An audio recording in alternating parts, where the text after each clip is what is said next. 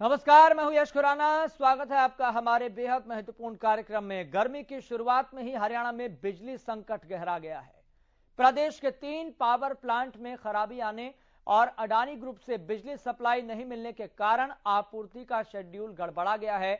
इस समय मांग 7623 मेगावाट तक पहुंच गई है, जबकि आपूर्ति की बात करें तो आपूर्ति 6000 मेगावाट तक ही हो पा रही है। रिपोर्ट आप देखिए।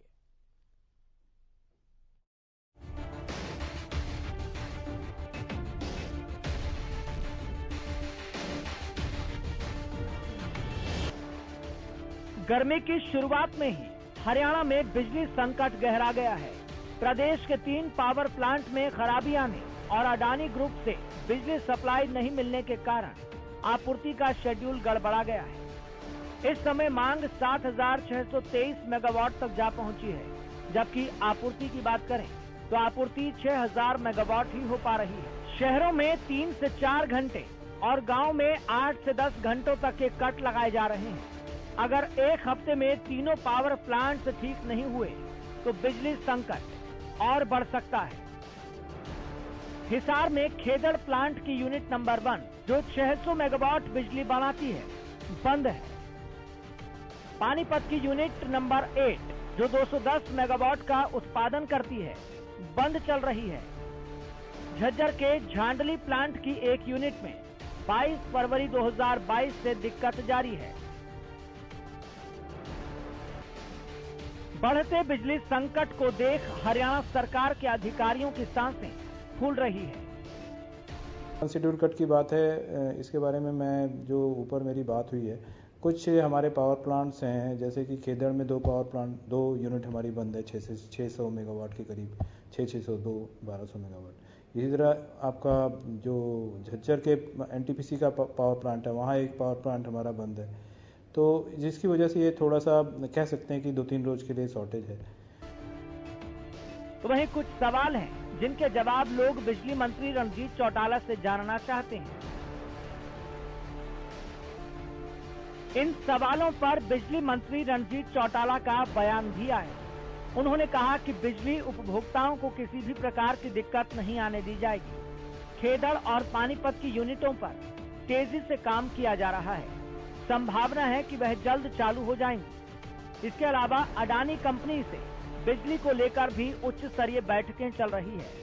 उपभोक्ताओं को गर्मी के सीजन में निर्बाध बिजली उपलब्ध कराई जाएगी।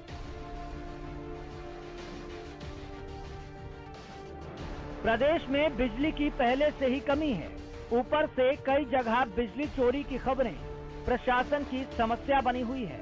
अंबाला में बिजली चोरी की शिकायतों के बाद बिजली विभाग की 25 टीमों ने 1600 जगहों पर छापेमार की कार्रवाई की, जिसमें 87 जगहों पर बिजली चोरी पकड़ी गई और लगभग 18 लाख रुपए जुर्माना किया गया। गर्मी के मेगा टॉर्चर के साथ बिजली का गहराता संकट वाकई हरियाणा वालों की जान पर आफत बना हुआ है। लोगों का सवाल सीधे बिजली मंत्री रणजीत चौटाला से है कि आखिर प्रदेश में बिजली का ये महासंकट कब तक ठीक होगा। Bureau report, Haryana news.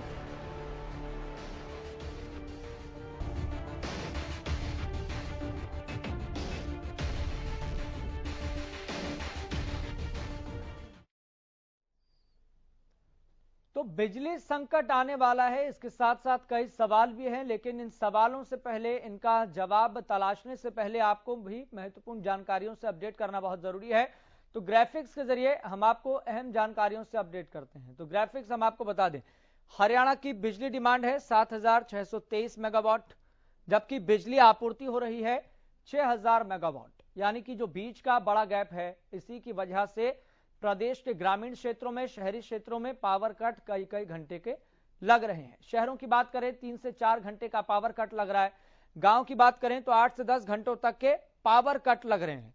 सबसे ज्यादा बिजली शहरी क्षेत्रों में दी जा रही है, यानी कि बैलेंस करना भी बहुत जरूरी है। और बड़ी बात यहां पर यह है कि जो बिजली के प्लांट में कई यूनिट खराब चल रही है, इसके पीछे अलग अलग वजह है।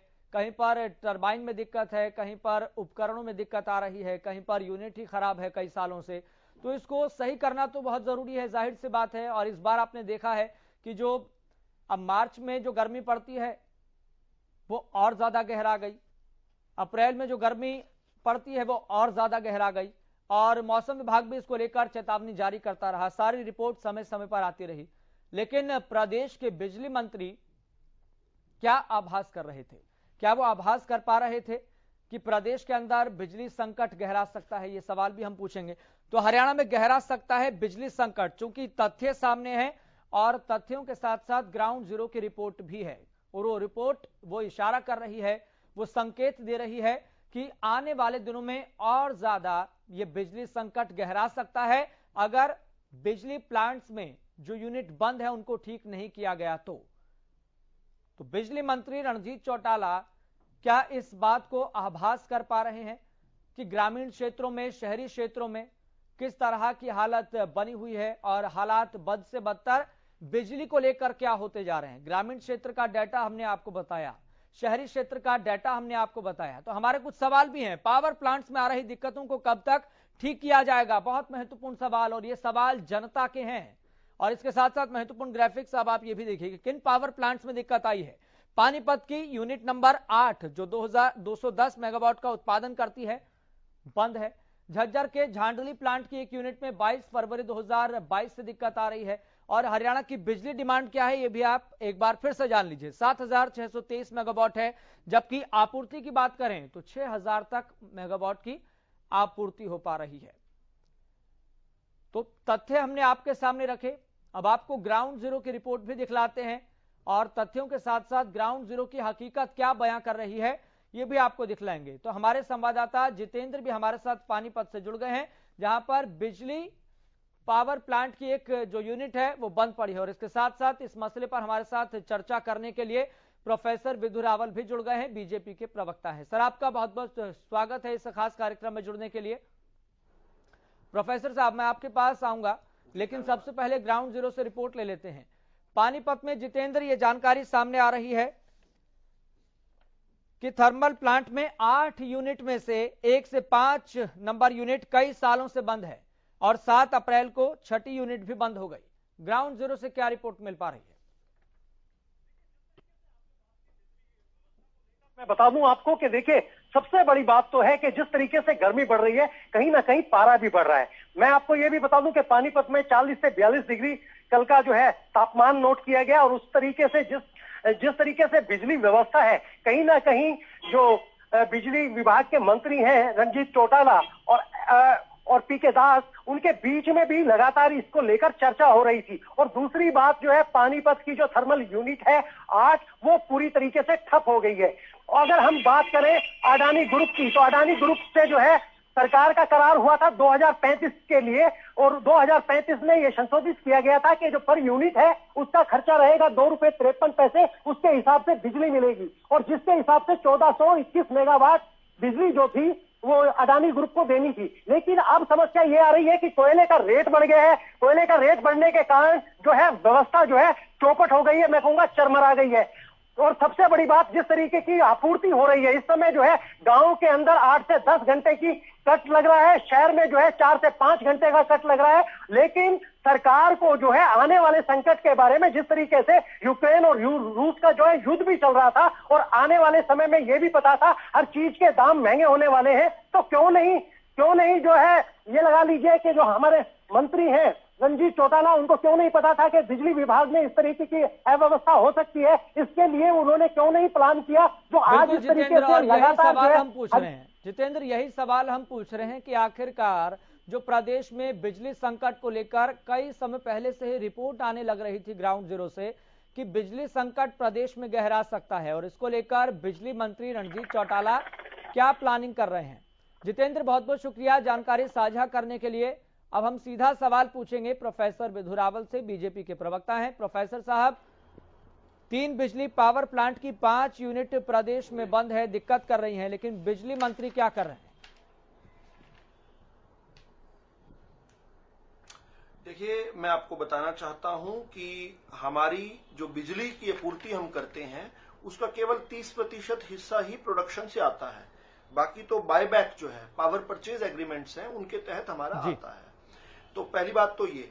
दूसरी बात, आपने जिन यूनिट्स के बंद होने की बात कही है, हिसार के खेदड़ के अंदर जो प्लांट बंद है उनके कारण ये है कि जो पार्ट्स हैं उसके कुछ पार्ट्स की खराबी है वहां पर, और क्योंकि वो पार्ट्स चाइना से आने हैं और चाइना के अंदर इस समय लॉकडाउन है। हम जानते हैं कि चाइना के अंदर थर्ड वेव आई हुई है कोविड की, और उस कारण से चाइना के अंदर लॉकडाउन है, तो पार्ट्स भी नहीं आ पा रहे हैं और इंजीनियर्स भी नहीं आ पा रहे हैं। लेकिन इसके बावजूद भी हम जो प्रोडक्शन से रिक्वायर्ड है वो रिक्वायर्ड हम पूरी आपूर्ति कर रहे हैं। ये 30% ही होती है और पूरी की पूरी 30% जो प्रोडक्शन है वो अवेलेबल है। हम हिसार से जिस प्रकार से 600 मेगावाट बिजली आ रही है, हेदड़ के प्लांट से ही आ रही है जिसकी आप चर्चा कर रहे हैं। इसके अलावा यमुनानगर के अंदर जो 300 मेगावाट के 2 प्लांट हैं, वहां से भी हमारी 600 मेगावाट बिजली आ रही है। पानीपत के अंदर आपने बताया कि 1 से लेकर 5 नंबर जो यूनिट है वो सालों से बंद है, वो बहुत सालों से बंद है। वहां पर कुछ इफेक्टिवनेस, कॉस्ट इफेक्टिवनेस का इशू है। लेकिन जो 3 यूनिट्स हैं 250 मेगावाट के, वो तीनों जो है फुली फंक्शनल है और वहां से बिजली आ रही है। अब अडानी ग्रुप वाला जो आप विषय बता रहे हैं, ये पुराना विषय है। ये विषय ऐसा था, ये कांग्रेस की सरकार के दौरान करार किया गया था अडानी ग्रुप के साथ कि हम जो है उनकी बिजली को बायबैक करेंगे, और उसमें अब वो उन्होंने कहा कि इंपोर्टेड कोल जो है उसका प्राइस डिफरेंस हो गया। ये कहकर वो माननीय उच्च न्यायालय में गए और उसके बाद सर्वोच्च न्यायालय में गए, वहां पर अपने हक में वो फैसला ले आए हैं।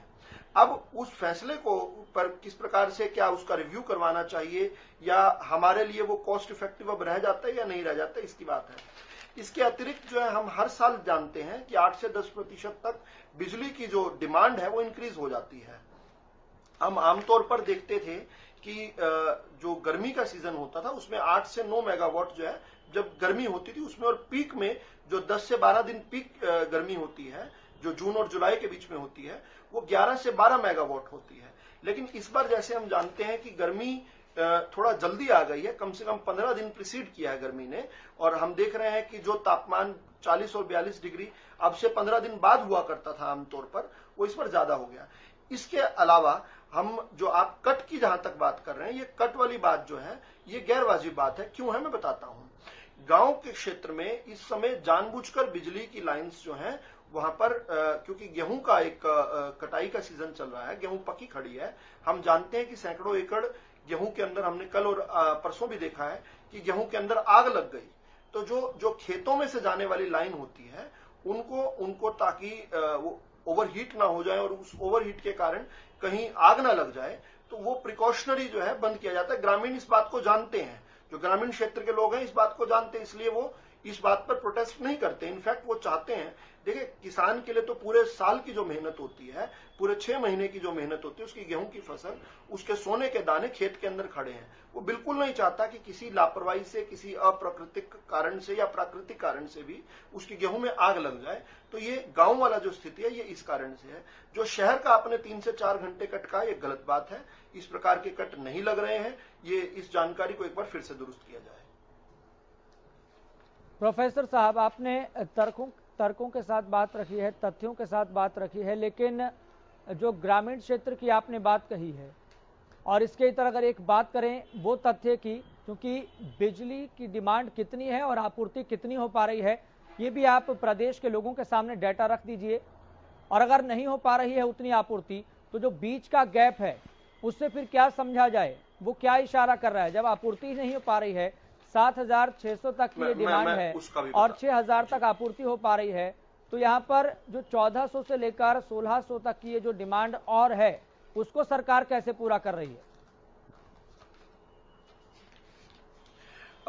देखिए, पहली बात तो आपने कहा कि ये 7623 मेगावाट की आपूर्ति यानी मांग है, जिसके बनस्पत हम 6,000 मेगावाट आपूर्ति कर पा रहे हैं, ऐसा आपने फिगर में दिया।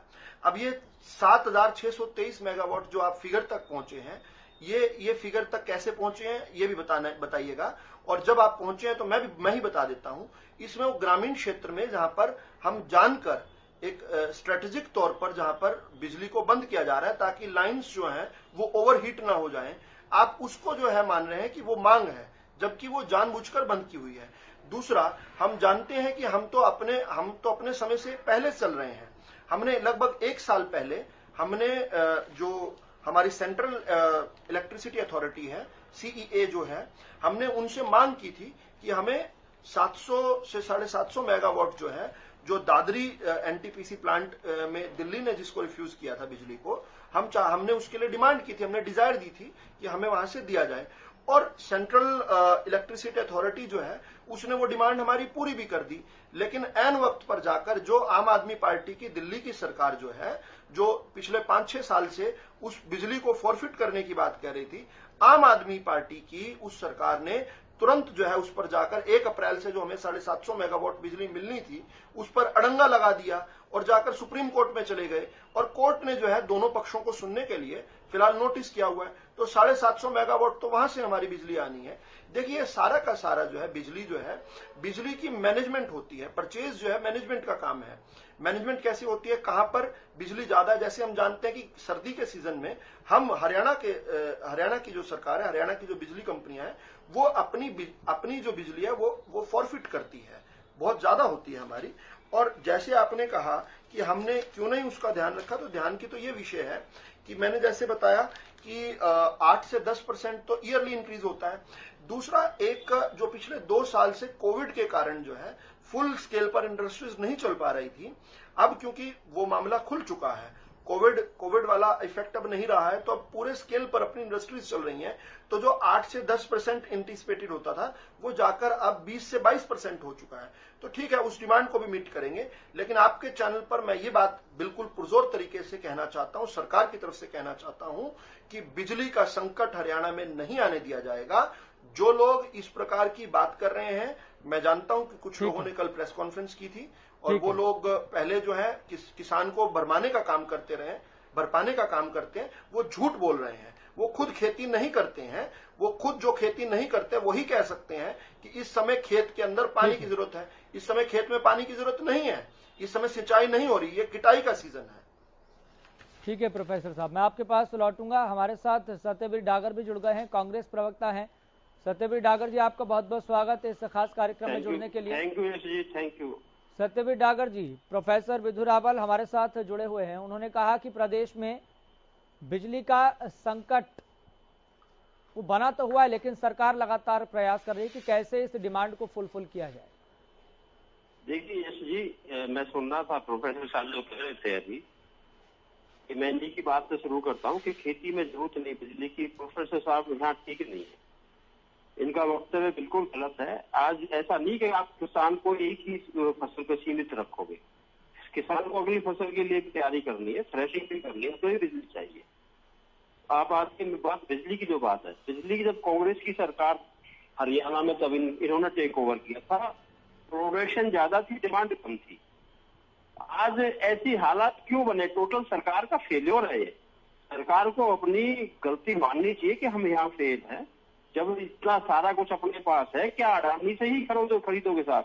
केवल एक ही अडानी और अंबानी की सरकार से ही सब चीज होगी क्या? क्यों खरीदते हो? आपके पास पूरा इंफ्रा है, आप उसको यूज करिए। आप क्यों बिजली खरीदते हो बाहर से? अगर कहीं कोई मेंटेनेंस और रिपेयर की बात है तो कराए सरकार उसको इस सरकार को कौन उसके सरकार के हाथ बांधे वहां पे? जब आपको इंफ्रा दिया था हरियाणा के अंदर, तो उस वक्त डिमांड कम थी और प्रोडक्शन ज्यादा थी, डिमांड कम थी हमारी। तो आज ऐसे हालात क्यों बने? जो सरकार जवाब दे। रही बात जो लोग अभी कह रहे हैं कि किसानों को बरगलाने की, कोई बात नहीं है। किसान अपनी जरूरत के हिसाब से बात करता है, उसे भी ज्ञान है। वो पुराने वाला किसान नहीं रहा कि जो आए गए दुकानदार ने वहीं पे अंगूठा लगवा दिया, वो टाइम नहीं है। ठीक है सत्यवीर डागर जी, मैं आपके पास आऊंगा। प्रोफेसर साहब कुछ कहना चाह रहे हैं। प्रोफेसर साहब, मैं आपके पास तुरंत आ रहा हूं, लेकिन एक ग्राउंड जीरो से रिपोर्ट ले लेते हैं।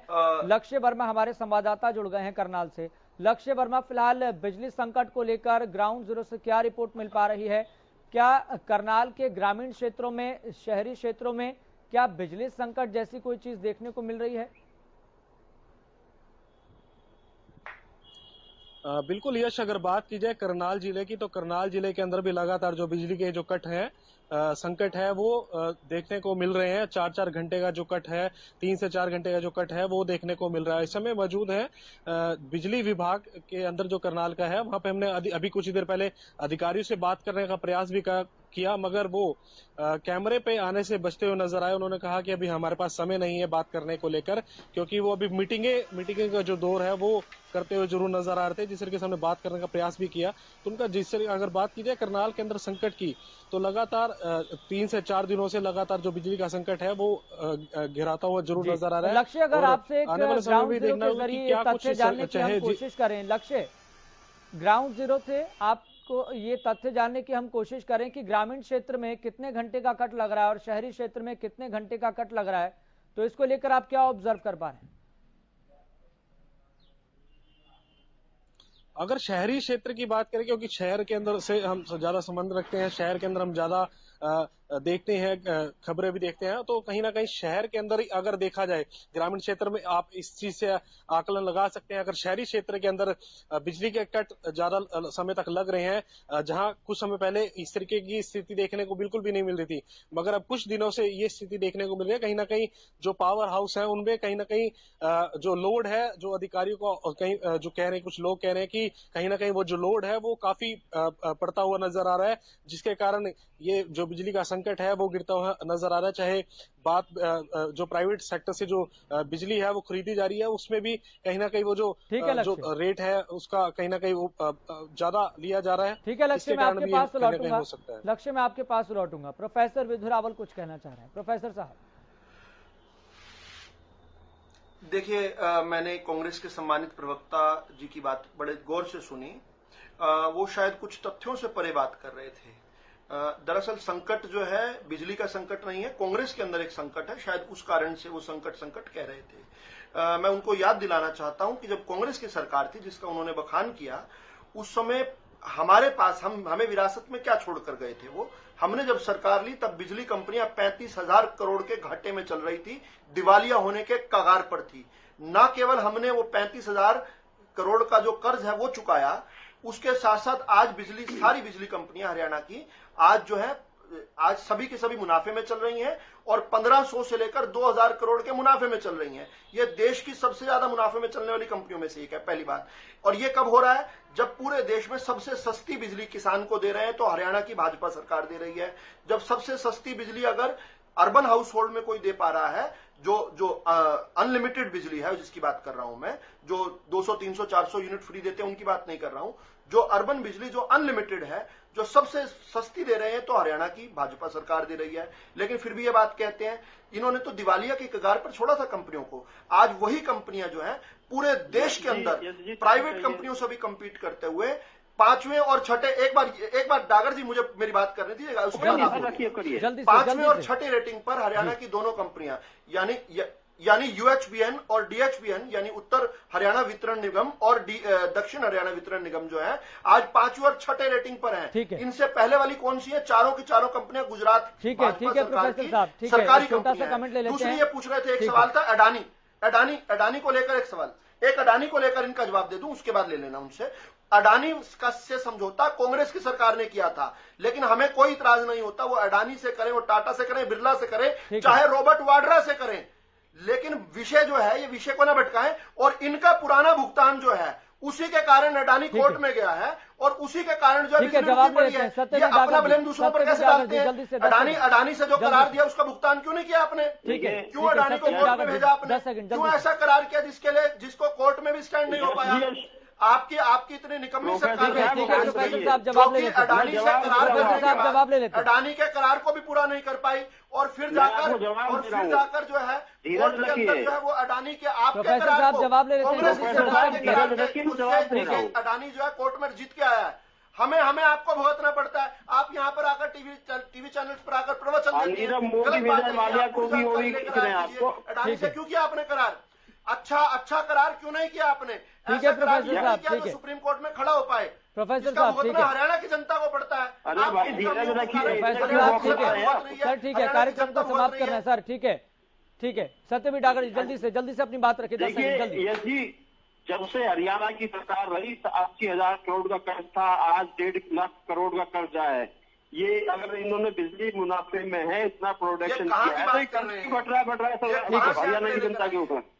अगर ये इतनी सक्षम इनकी सरकार है, इतनी पारदर्शिता है, तो 80,000 करोड़ से 1.5 करोड़ ठीक है सत्यवीर यादव, ठीक है वो पैसा कहाँ गया? नगर निगम के देखना, ठीक है सत्यवीर जी, ठीक है, पेमेंट हो रही है इनकी। ठीक है सर, ठीक है सर, ठीक है। बहुत बहुत शुक्रिया इस खास कार्यक्रम में जुड़ने के लिए। प्रोफेसर साहब आपका भी बहुत बहुत शुक्रिया, लक्ष्य आपका भी बहुत बहुत शुक्रिया। तो फिलहाल मुझे भी दीजिए इजाजत, आप देखते रहें हरियाणा न्यूज।